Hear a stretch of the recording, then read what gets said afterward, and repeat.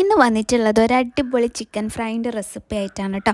അതിന് വേണ്ടിയിട്ട് 500 gram chicken എടുത്തിട്ടുണ്ട് കേട്ടോ. 1 കിലോ വാങ്ങിയതിന് ഒരു പകുതിയോളം ഞാൻ എടുത്തിട്ടുണ്ട്, നല്ല പീസ് നോക്കിയിട്ട്. അപ്പോൾ ഏകദേശം ഒരു 500 ഉണ്ടാവും.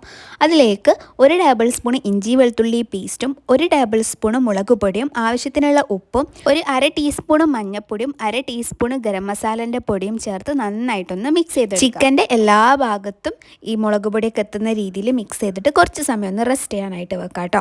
ഇനി ഞാനൊരു പാൻ എടുത്തിട്ടുണ്ട്. അതിലോട്ട് നമ്മൾ വെളിച്ചെണ്ണ ഒഴിച്ചു കൊടുത്തിട്ട് വെളിച്ചെണ്ണ നന്നായി ചൂടായതിന് ശേഷം നമുക്ക് ചിക്കൻ ഓരോന്നായിട്ട് ഇട്ട് കൊടുക്കാം. എന്നിട്ട് നമുക്ക് ഫ്രൈ ചെയ്തെടുക്കാം കേട്ടോ. അപ്പം ഒരു ഭാഗം ആയിട്ട് നമ്മൾ മറിച്ചിട്ടിട്ട് വേവിക്കാം കേട്ടോ. ഇപ്പം നമ്മളെ ചിക്കനൊക്കെ റെഡി ആയിട്ടുണ്ട്. ഇനി ഒരു ബാച്ചും കൂടി നമ്മൾ ഇടാനുണ്ട് കേട്ടോ. അപ്പം മുഴുവനും നമുക്കിങ്ങനെ ഇട്ടിട്ട് നല്ല അടിപൊളിയായിട്ട് ഫ്രൈ ചെയ്തെടുക്കാം കേട്ടോ.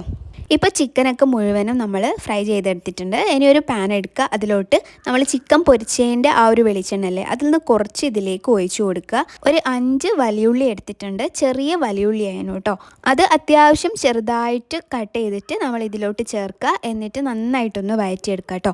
ഈ ഉള്ളി അത്യാവശ്യം ഒന്ന് വെന്ത് വരുമ്പം അതിലേക്ക് ഒരു തക്കാളി അരിഞ്ഞതും ഒരു ചെറിയ 2 പച്ചമുളക് അരിഞ്ഞതും ആവശ്യത്തിന് ഉപ്പും ചേർക്കുക. പിന്നെ ഒരു അര ടേബിൾ സ്പൂൺ ഇഞ്ചി വെളുത്തുള്ളി പേസ്റ്റും ചേർത്ത് നന്നായിട്ട് കുക്ക് ചെയ്തെടുക്കുക കേട്ടോ. അടച്ച് വെച്ചിട്ട് കുക്ക് ചെയ്യുന്നതാണ് ഏറ്റവും നല്ലത്. ഇനി ഇതിലോട്ട് ഞാൻ ഒരു അര ടീസ്പൂൺ മുളക് പൊടി ചേർക്കുന്നുണ്ട്. പിന്നെ കുറച്ച് ഗരം മസാലൻ്റെ പൊടിയും ചേർത്ത് നന്നായിട്ട് മിക്സ് ചെയ്തെടുക്കുക കേട്ടോ. ഇനി നമ്മൾ പൊരിച്ച് വെച്ചിട്ടുള്ള ചിക്കൻ ഓരോന്നായിട്ട് ഇട്ട് കൊടുക്കുക. എന്നിട്ട് നന്നായിട്ട് മിക്സ് ചെയ്തെടുക്കുക കേട്ടോ. ഇങ്ങനെ മസാലയൊക്കെ ആയിട്ട് ചിക്കൻ ഫ്രൈ ചെയ്യുമ്പോൾ ഒരു പ്രത്യേക ടേസ്റ്റാണ് അല്ലേ.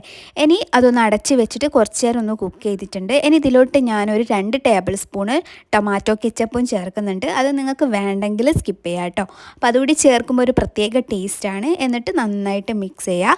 അപ്പോൾ അടിപൊളിയായിട്ടുള്ള നല്ല ടേസ്റ്റി ആയിട്ടുള്ള ഒരു ചിക്കൻ ഫ്രൈ ആണ് കേട്ടോ അത്. പിന്നെ ലാസ്റ്റായിട്ട് കുറച്ച് കറിവേപ്പിലയും മല്ലിയിലയും ചേർക്കുന്നുണ്ട്, ഒന്നുകൂടി ഒരു ഫ്ലേവറൊക്കെ വരാൻ വേണ്ടിയിട്ടാണ്. അപ്പോൾ എല്ലാവരും ഒന്ന് ട്രൈ ചെയ്ത് നോക്കുക. ഇഷ്ടമായിട്ടുണ്ടെങ്കിൽ ലൈക്ക് ചെയ്യുക, കമൻറ്റ് ചെയ്യുക. അപ്പോൾ എല്ലാവർക്കും താങ്ക്